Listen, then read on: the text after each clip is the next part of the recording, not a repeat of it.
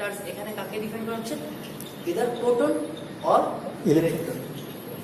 The smallest amount of charge that has been discovered, which is electronic charge, the value or proton charge, the value of electron and proton charge is what? 1.6 into 10 to the power minus 19 coulombs. Okay, this is the value of charge. If we put a positive sign, it's a proton charge. If you replace this positive sign by a negative, then it's the charge Electron. of electron. So this is actually unit. We have already know the unit.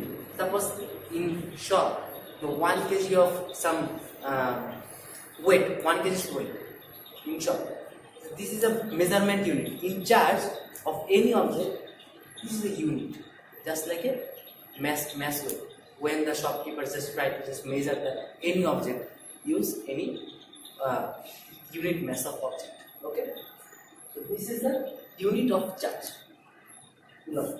Now the charge value of both is same with opposite sign. Both same with opposite sign. Okay, but that means elementary charge is what I'm doing.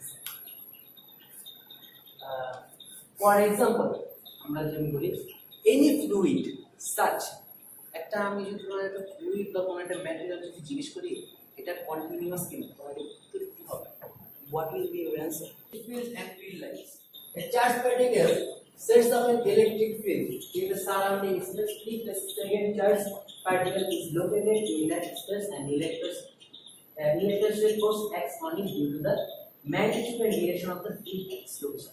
What does it mean? Actually, we have already discussed about the force, but before force between the two charges, we need a field. Suppose you want to listen my lectures. What should you need? What do you need?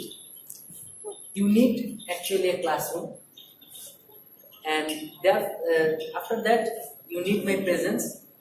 Then you will get my lecture, right? Yes. After that we are interacting with each other. Then it's a force.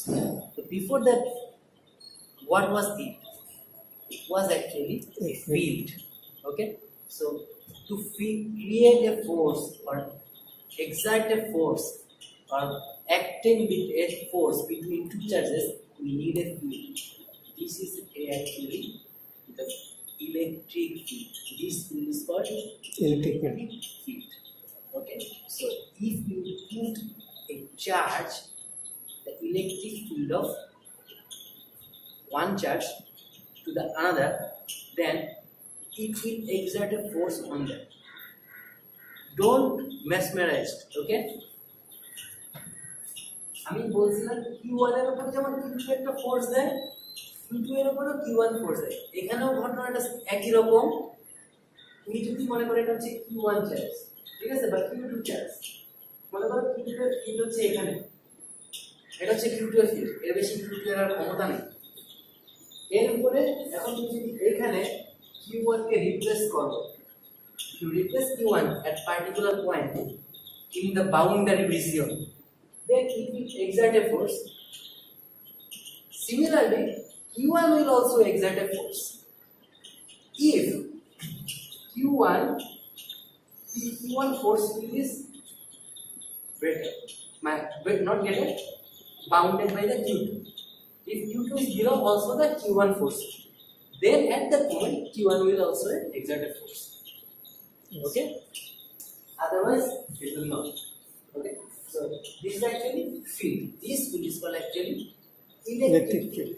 Now the electric field of any charge particle at any point, তাহলে আমরা একটা যে কোনো একটা charge পার্টিকেলের জন্য মনে করি এটা একটা চার্জ পার্টিকেল, আমি জানি না এটা কি চার্জ, পজিটিভ চার্জ না নেগেটিভ চার্জ, কিছু জানি না।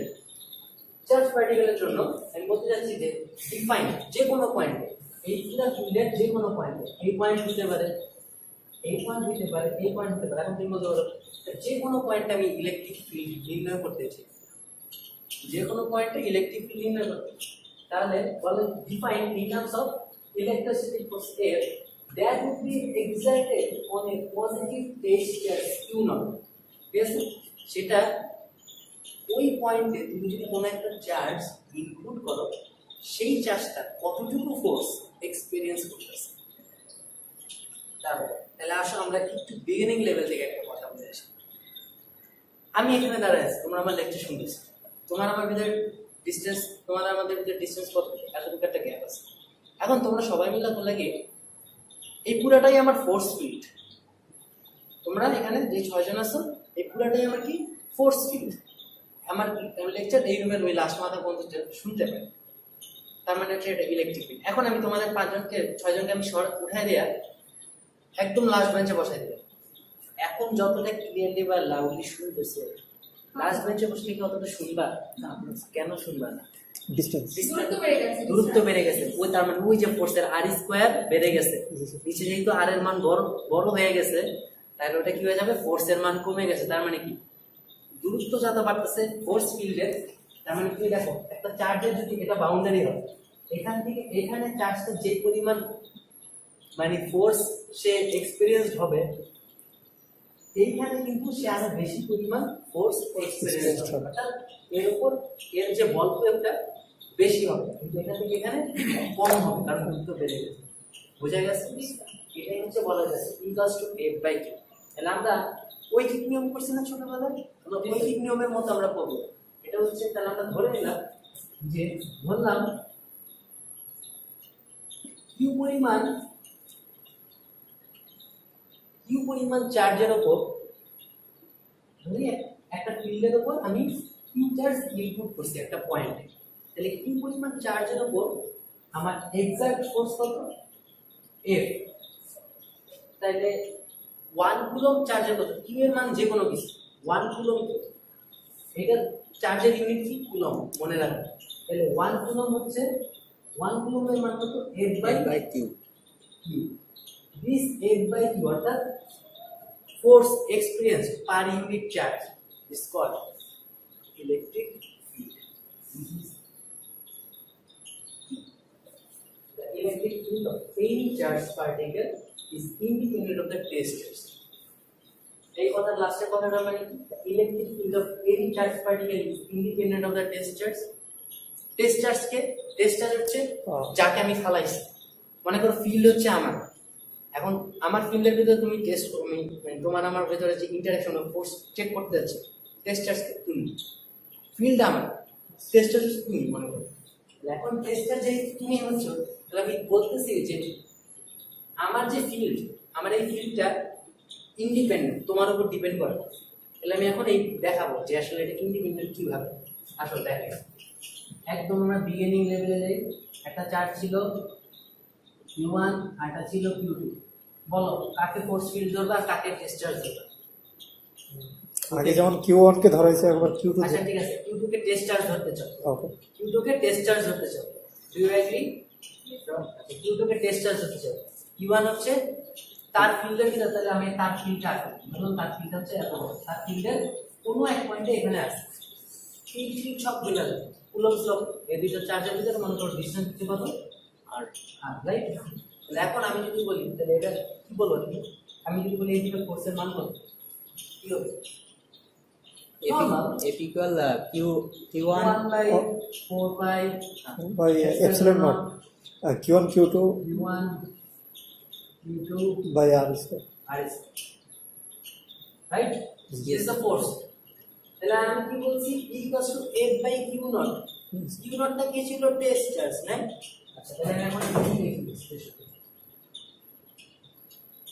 F by test charge K sir Q2 test charge Q2, দেখেন আপনি Q2 লেখা, আপনি Q2 লিখলেন, এবার এখানে মানটা এখানে বসাই, আমি 1/Q2 এখানে আলাদা মানে ফ্র্যাকশন আকারে, এটা তো জানা আলাদা করে লেখা, তাহলে f এর মানটা এখানে কত, এখানে লিখলাম 1/4 pi epsilon naught Q1 Q2 by R square, right?